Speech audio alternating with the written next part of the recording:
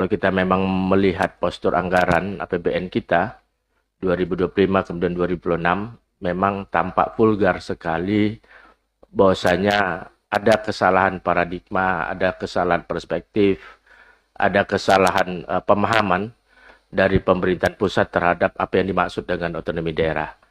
Jadi kami memahami betul kalau tadi ada permintaan agar dilakukan definisi ulang tentang apa yang dimaksud dengan otonomi daerah. Tata kelola anggaran APBN ini kan vulgar sekali sebenarnya. Bahwasanya resentralisasi itu sudah kembali terjadi melalui tata kelola keuangan yang terlihat dari postur APBN ini. Ketika Menteri Keuangan mengatakan sebenarnya alokasinya yang berbeda, alokasinya saja yang berubah, toh semuanya ke daerah. Ini kan sebenarnya memperlihatkan secara vulgar ketidakmampuan memahami tentang apa itu otonomi daerah. Roh otonomi daerah itu bukan pusat kemudian mendikte tentang kelola dan kebijakan daerah tentang keuangan, bukan. Tapi bagaimana kebijakan dan tata kelola dan pengelolaan keuangan itu diberikan ke daerah. Itulah yang disebut dengan TKD. Kalau yang terjadi sekarang, ini kan sama dengan program-program pusat yang dititipkan ke daerah. Jadi sama saja.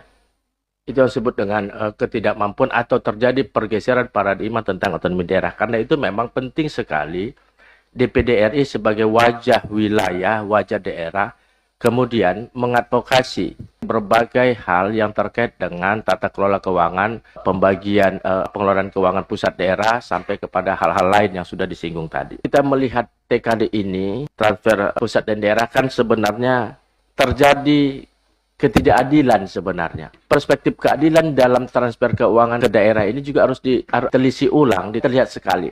PAD-nya yang kecil akan mendapatkan TKD yang kecil.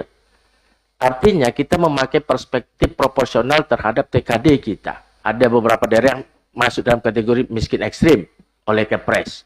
Kondisi ini dengan PAD kecil mereka, walaupun status kemiskinan dan miskin ekstrim kabupaten itu, malah TKD-nya kecil.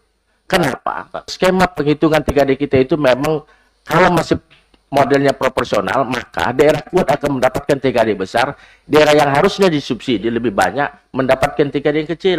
Nah, di situ faktor keadilan itu tidak bisa berbasis proporsional.